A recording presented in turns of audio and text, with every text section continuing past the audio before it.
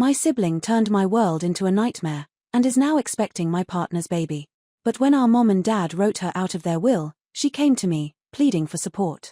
I'm going to share a story that might feel a little familiar, but I promise, the conclusion will shock you. My name is Chloe, and for the longest time, I was convinced I was the issue in my household. You know how some families have that one child who can never make a mistake? Yeah, that was my younger sister, Zoe. And I was the one who, well, I could never seem to do anything right. Looking back now, it's so clear how warped it all was. But when you're in the middle of it, when that's just your everyday life, you don't stop to ask why your parents' faces light up for one daughter and barely change for the other. Zoe came along when I was 7 years old, and from that very first day, she was handled like a fragile, priceless gift. Maybe it was because she was the newborn. Or maybe it was those huge blue eyes and those soft blonde ringlets that had strangers constantly stopping my mom on the sidewalk to gush over her gorgeous little girl. Me. I had plain brown hair and brown eyes. I was always too intense, too self-reliant, just too much of everything that, apparently, wasn't all that endearing. I'd be at the kitchen table every afternoon, buried in schoolwork, while Zoe would be curled on our dad's lap, watching TV. I'd be helping Mom clean up after dinner, and Zoe would be having her nails painted or her hair styled. I figured out pretty quickly that affection in our home was something you had to earn, and there wasn't a whole lot of it to go around. So, I decided I would earn it by being accomplished. I became the dependable one. The student with perfect grades. The daughter who never requested anything, because I already knew the answer would most likely be no. Zoe became the princess who just had to flutter her eyelashes to get whatever her heart desired. Chloe, why can't you be more like your sister? Mom would ask whenever I voiced a need or a want. Zoe is just so agreeable, so pleasant. Pleasant. That's what they all believed. But even back then, at 7 years old, I could see something in Zoe's eyes when the grown-ups weren't watching. Something icy and shrewd that made my stomach clench with a dread I couldn't even name yet. By the time she was 5 and I was 12, our roles were carved in stone. She was the cherished favorite, and I was the dependable one who was just there to make life simpler for everyone else. I tried to convince myself it was okay.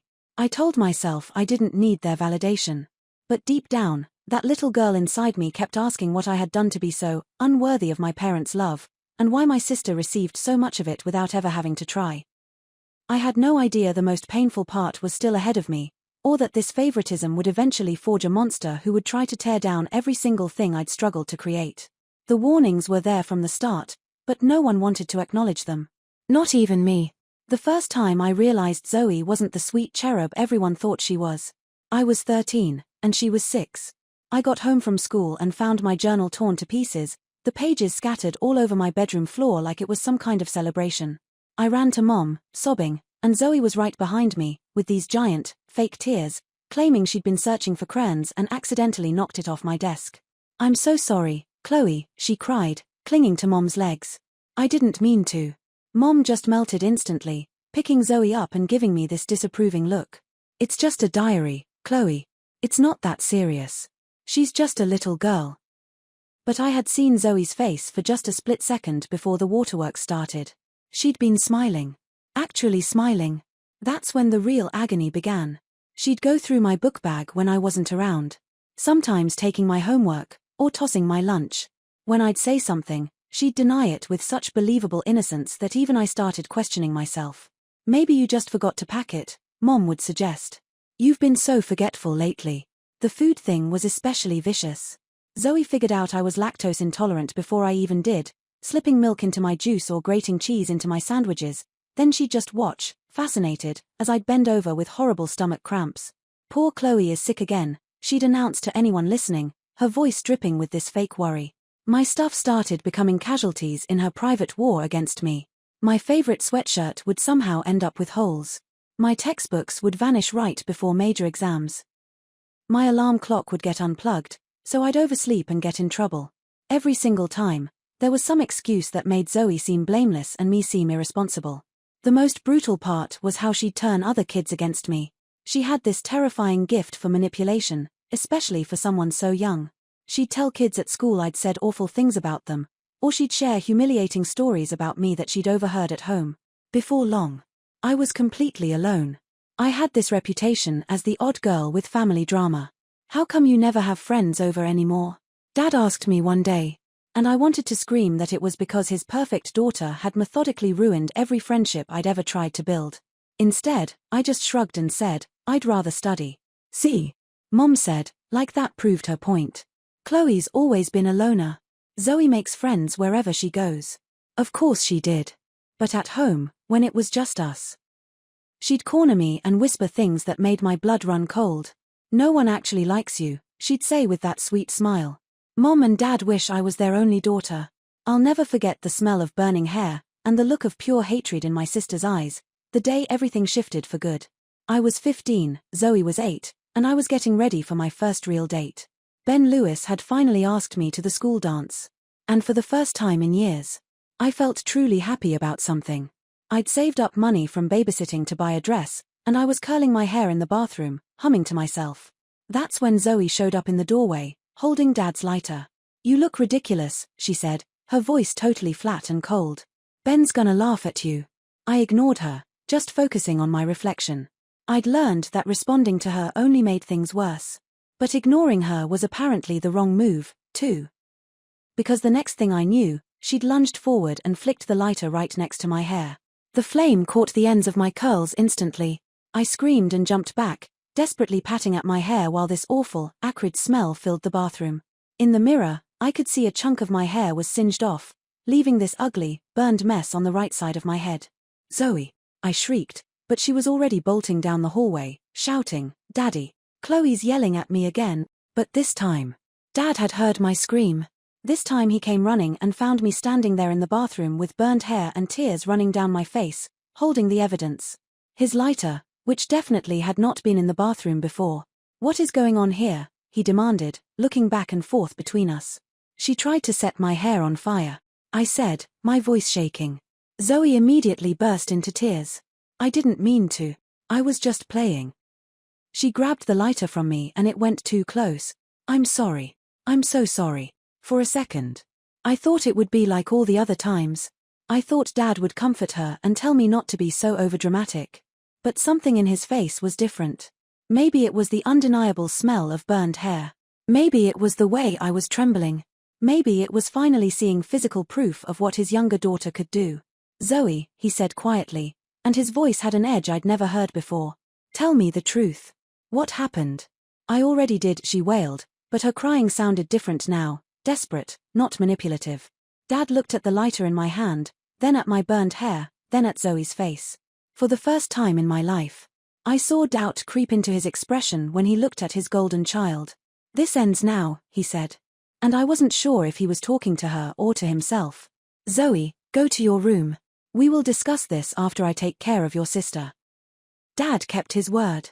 Within a week, I was signed up for a self-defense class at the Phoenix Martial Arts Center downtown. At first, I was scared and clumsy, the only teenage girl in a class full of self-assured adults who seemed to know exactly what they were doing. But something amazing happened after about a month. My body started remembering what it felt like to be powerful. My mind began to quiet the constant worry that had become my normal state. For the first time in years, I had a place to put all the anger and frustration I'd been carrying around. Sensei Park became like a second father to me. He was this quietly intense man who never raised his voice, but commanded total respect from everyone there. He taught me that strength wasn't about being the biggest or the loudest. It was about being centered, confident, and unafraid. True power comes from within, he'd say during our meditation sessions. No one can take it from you unless you allow them to. At home, the dynamic was changing. Zoe couldn't understand why her usual tricks weren't working on me anymore. When she tried to corner me with her whispered threats, I'd look her straight in the eye with a calmness that clearly rattled her. The real test came 3 months into my training. I was in my room doing homework when I heard her going through my backpack in the hall. This was nothing new. She'd been taking my lunch money for years, and I'd learned to hide most of my cash in different spots. But that day, she found my emergency $20 bill, the one I kept for real emergencies. Give it back, Zoe, I said from my doorway, my voice steady and calm. She looked up at me with that familiar defiant smirk, crumpling the bill in her fist. Make me. For 8 years. I'd walked away from moments like this. I'd complained to parents who didn't listen, tried to reason with someone who had no interest in reason, and ultimately just accepted that I was powerless against her. But something was different now. I could feel the strength in my legs, the control in my breathing, the quiet confidence that months of training had built in me. "I'm asking you nicely one more time," I said. "Give me back my money." "Or what?" she taunted, taking a step closer. "You'll go cry to Daddy again." She reached out to shove me like she'd done 100 times before, but this time I was ready. I caught her wrist gently but firmly, applying just enough pressure to stop her movement without hurting her. The look of shock on her face was priceless. For the first time in her life, someone had physically stopped her from doing exactly what she wanted. "I don't want to hurt you," I said quietly, "but I'm not going to let you hurt me anymore either." When Zoe couldn't physically intimidate me anymore, she changed her strategy, like a predator learning new ways to hunt. The direct attacks stopped, but they were replaced by something much more poisonous. A cold, calculated campaign designed to make me feel invisible and worthless in my own home. She'd give me the silent treatment for weeks, acting like I simply wasn't there. When she had to acknowledge me, she'd use this tone of voice that somehow managed to show complete disgust without actually saying anything offensive enough for our parents to notice. "Could you pass the salt?" she'd ask at dinner. But the way she said it made it sound like I was some kind of contamination she was forced to interact with. She became an expert at backhanded compliments delivered where our parents could hear.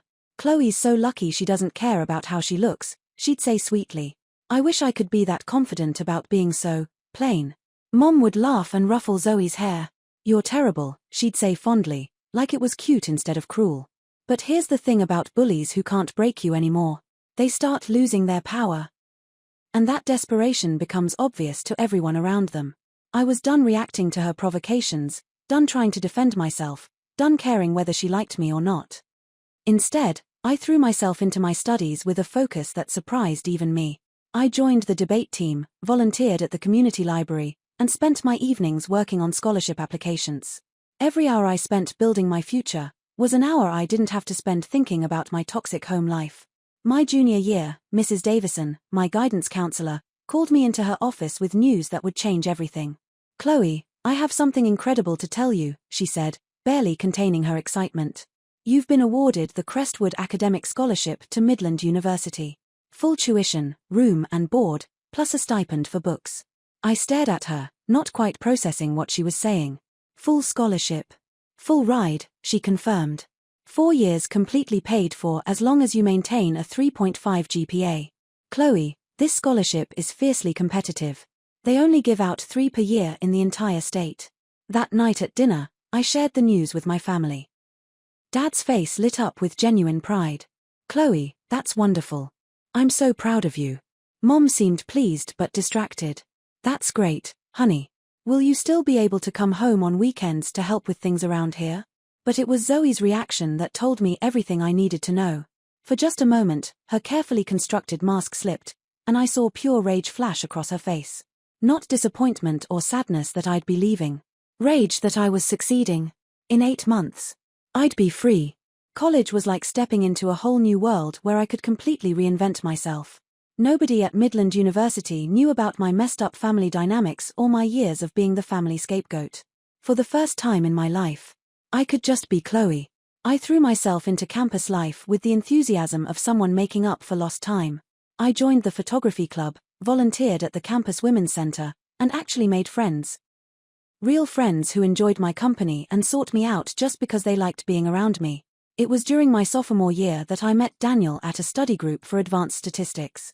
He was this quiet, thoughtful guy majoring in engineering with kind eyes and a smile that made my stomach flutter every time he looked at me. What struck me most was how genuinely interested he seemed in what I had to say. Our first date was to a little coffee shop off campus where we talked for 4 hours straight about everything and nothing. He told me about growing up as the middle child in a family of 5 kids, about his dream to design sustainable housing, about his fear of heights despite wanting to build skyscrapers. I found myself opening up to him in ways I'd never done with anyone. I told him about my scholarship, my love for photography, my complicated relationship with my family, though I kept the worst details to myself. Some stories were too heavy for second dates. "You're different from other people I've known," he said as he walked me back to my dorm. "You're so self-sufficient and strong, like you know exactly who you are." Daniel and I became inseparable over the next few months. He was patient and gentle in ways I'd never experienced, treating me like I was precious instead of an inconvenience. When I told him about my self-defense training, he didn't seem intimidated. Instead, He asked if I'd show him some basic moves. But life has a way of throwing curveballs when you least expect them. During spring semester of my junior year, I realized I was late. Not just a few days late, 2 weeks late, with symptoms I couldn't ignore anymore. The pregnancy test showed 2 pink lines that changed everything in an instant. I sat on my dorm room floor, staring at the test, feeling my carefully planned future crumbling around me. I'd worked so hard to escape my chaotic family life, to build something stable and predictable. And now this. When I told Daniel, I watched his face go through every emotion. Shock, fear, worry, and finally, determination. "We'll figure this out," he said, taking my hands in his. "Whatever you want to do, we'll figure it out together." "I don't know what I want," I admitted. "I never planned for this to happen now." "I know," he said softly. "But Chloe, I love you. I've been trying to work up the courage to tell you that for weeks. If you want to keep this baby, I want to do this with you. I want to marry you." The first betrayal happened when Sophia was 6 months old. I found the text messages on Daniel's phone completely by accident. I'd grabbed it instead of mine from the counter when Sophia's pediatrician called, and the screen lit up with a notification that made my blood freeze. "Last night was amazing. When can I see you again, Jessica?" I stood there in our tiny kitchen holding our fussy baby while staring at words that shattered my world. Jessica was a girl from his engineering program, someone he'd mentioned casually a few times as a study partner. When Daniel came home that evening, I was sitting at our small dining table with his phone placed in the center like evidence in a courtroom. "We need to talk," I said, and something in my voice made him go completely pale. He didn't try to deny it. I have to give him credit for that. He sat down across from me, put his head in his hands, and told me everything. It had been going on for 3 weeks. He was stressed about money, about school, about being a father so young. And she'd been there offering an escape from all the responsibility. "It meant nothing," he said, tears streaming down his face. "Chloe, I swear to you, it meant absolutely nothing. I love you. I love Sophia. I never wanted this to happen. I wanted to scream at him. I wanted to throw things. I wanted to take Sophia and walk out that door and never look back. But I also knew that single parenthood would mean dropping out of school, giving up my career plans, possibly moving back home, back to the toxic environment I'd fought so hard to escape. So I made a choice that I'm still not sure was right or wrong. I chose to forgive him. "This never happens again," I said, my voice steady despite the earthquake happening in my chest. "Not ever. If you want to leave, leave now. But if you stay, you're choosing this family completely." He promised. He swore. He went to counseling. He deleted social media accounts and changed study groups and did everything right for the next 2 years. Until he didn't. Sophia was almost 3 when I discovered the second affair. This time it was his supervisor at his new job, a woman 10 years older who'd been mentoring him. I found out when she called our house at midnight drunk and crying, begging him to leave me for her. "Chloe, I can explain," he said when I confronted him. But his explanations were starting to sound like rehearsed scripts. This time I was angrier, less willing to accept his remorse. "How am I supposed to trust you again? How am I supposed to believe anything you say?" "Because I'll prove it to you," he said desperately. "However long it takes, I'll prove that you and Sophia are everything to me." Again, I chose to stay. Again, I chose to believe in rebuilding what we'd had. Maybe I was naive. Or maybe I was just terrified of being a single mother struggling to make ends meet. The confession came on a Tuesday night in March, 7 years into our marriage. While I was loading the dishwasher after Sophia's bedtime, Daniel had been acting strange for weeks. Distracted, guilty, jumping every time his phone rang. I'd started to wonder if we were headed for betrayal number 3. But I never could have prepared for what he actually told me. "Chloe, we need to talk," he said. And those 4 words sent ice through my veins because I'd heard them before in this exact context. I dried my hands slowly, trying to prepare myself for another confession about another coworker or college friend. But when I turned around, Daniel looked more destroyed than I'd ever seen him. "Sit down," he said. "Just tell me," I said. "Who is it this time?" The pause that followed lasted an eternity. When he finally spoke, his voice was barely a whisper. "It's Zoe." For a moment, my brain couldn't process what he'd said. "What do you mean it's Zoe?" "My sister. Chloe, I'm so sorry. I never meant for this to happen. I never wanted to hurt you like this." The kitchen floor seemed to tilt beneath my feet. "You're having an affair with my sister. It started 6 months ago when she came to visit for Christmas, he said, words tumbling out like he'd been rehearsing this speech. She was going through a hard time and we were just talking and somehow it just happened. 6 months. The number hit me like a physical blow. You've been sleeping with my sister for 6 months. Chloe, please let me explain. 6 months, I repeated, sinking onto a kitchen chair. All those family dinners. All those times she hugged me and asked about Sophia and acted like she cared about our family.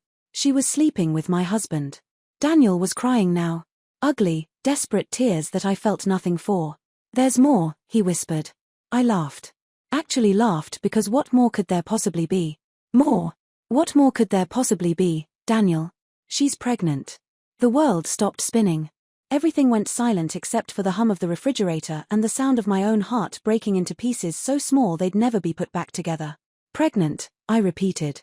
We don't know. I mean, we're not sure if it's mine or what. My voice was deadly calm now. The same tone I'd used with Zoe when I'd finally learned to fight back. She was seeing someone else around the same time. But Chloe, the timing, it could be mine. I stared at this man I'd built my life around, the father of my daughter, the person I'd forgiven twice before for breaking my trust.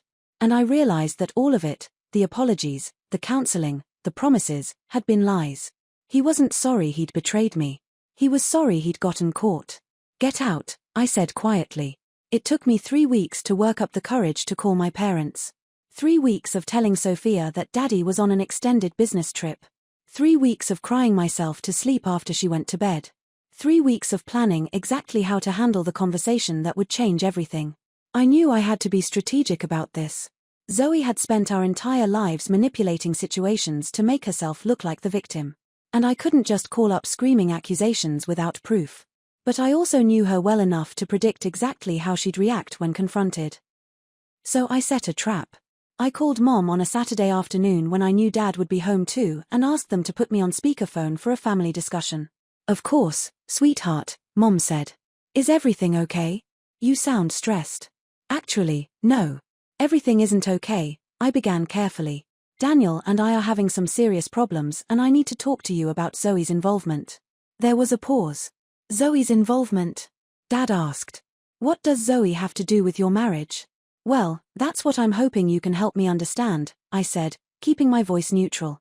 Daniel told me that she's been calling him a lot lately, and Sophia mentioned seeing her at our house when I wasn't there. I'm just trying to figure out what's going on. This was partially true. Sophia had mentioned seeing Aunt Zoe's car in our driveway one afternoon when she came home from school early. Though at the time, I'd assumed she was mistaken. Oh, honey, Mom said with that dismissive tone I knew so well. You know how Zoe is. She probably just wanted to help with whatever problems you two were having. She's always cared so much about your happiness. Right, I said. That's why I thought maybe we should call her now and get her side of the story. Clear the air. Would you mind calling her and asking her to join this conversation? Of course, Dad said. Hold on. I heard them conferencing Zoe in, my heart pounding as I waited for her voice. Chloe, she said, sounding surprised but not panicked. Mom said you wanted to talk about Daniel. Is everything okay? I'm hoping you can help me understand that, I replied. Daniel mentioned that you two have been talking a lot lately. Well, yeah, she said, and I could practically hear her calculating her response. He seemed really stressed about work and money, and I just wanted to help.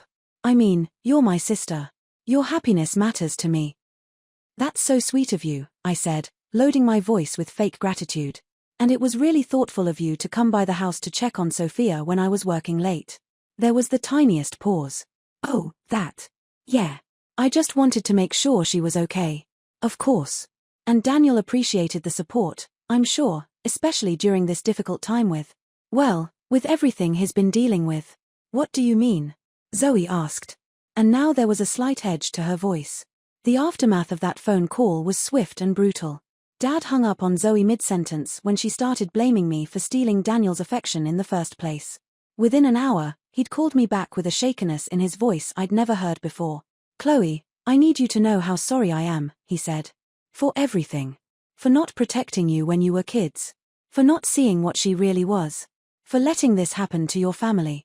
The changes came faster than I expected. By the end of that week, my parents had consulted with their estate attorney and completely rewritten their will.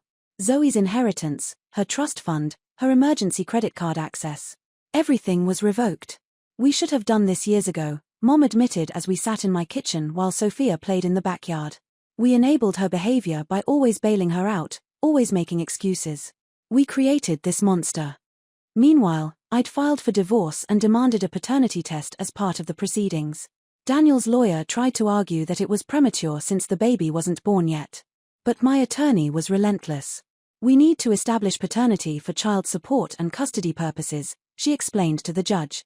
My client has a right to know if her husband has fathered a child with her sister. The prenatal paternity test results came back 6 weeks later, and they confirmed what I'd already known in my heart. Daniel was the father.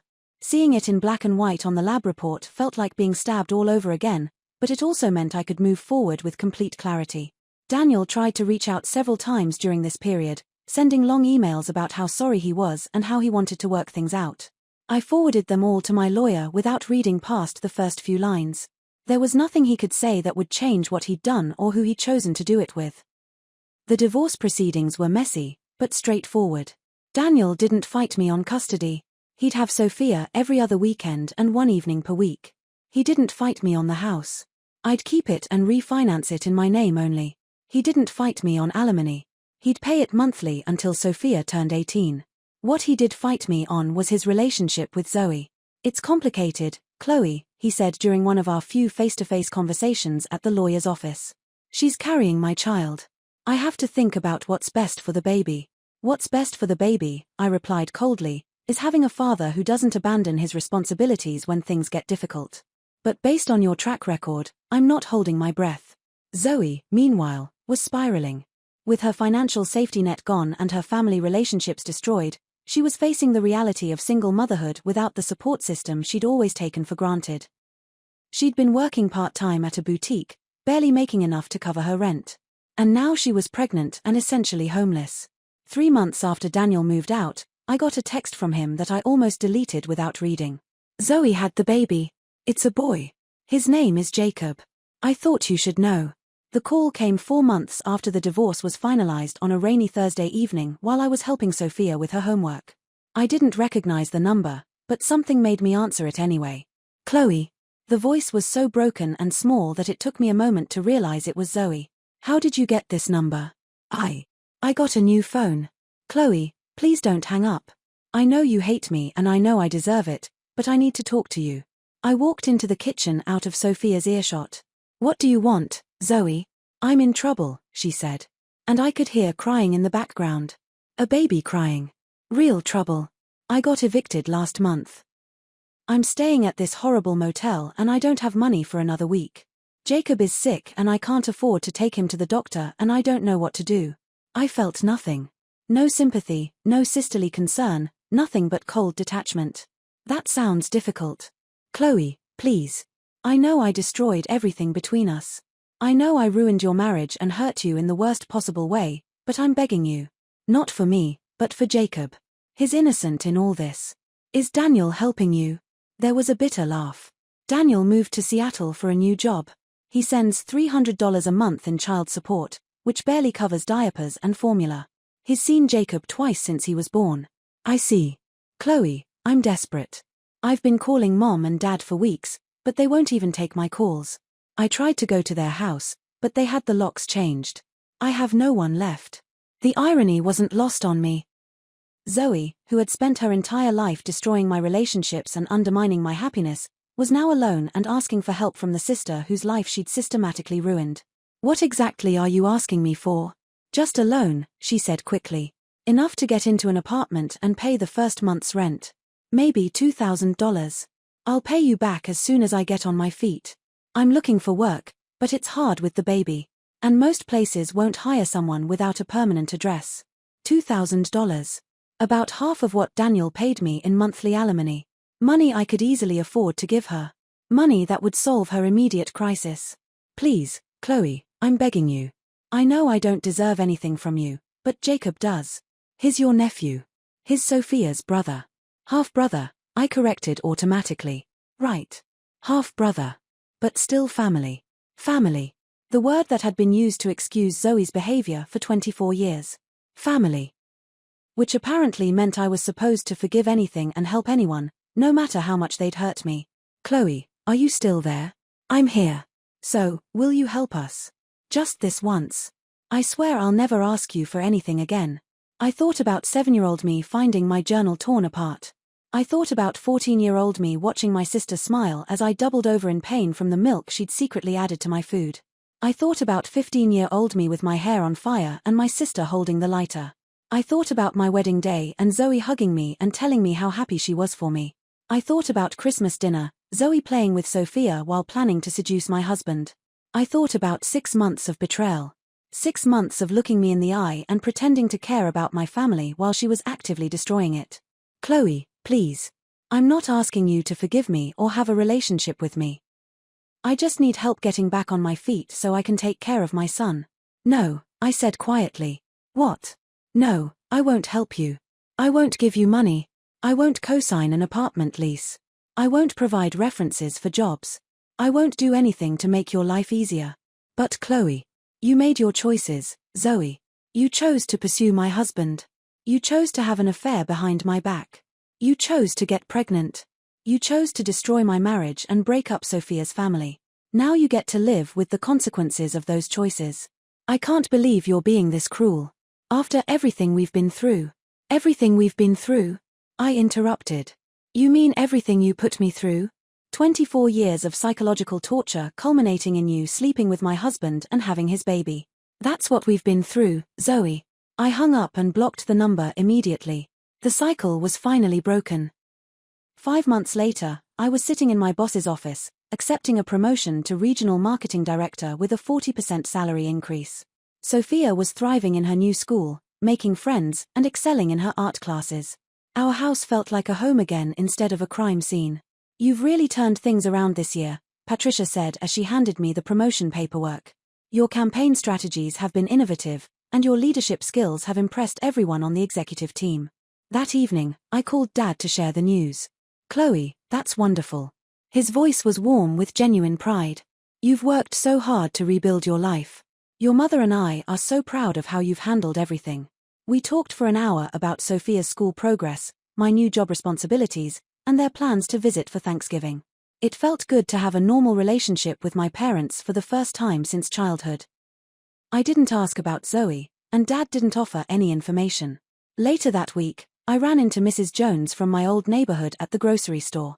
We'd always been friendly when Daniel and I lived on Elm Street. Chloe, how are you doing? I heard about the divorce. I'm so sorry. Thank you, Mrs. Jones. We're doing well.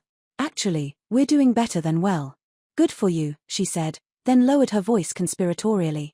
I don't know if you've heard, but your sister is living in those garden apartments on Pine Street now. The subsidized housing ones. I see her sometimes at the bus stop with a baby. She looks rough. I felt a flicker of something. Not quite satisfaction, but a sense of cosmic justice. I hope she's getting the help she needs, I said diplomatically. That night after Sophia was asleep, I sat in my living room, in my house, in my life that I'd built and rebuilt and finally reclaimed, and thought about how far I'd come. Zoe was struggling in subsid.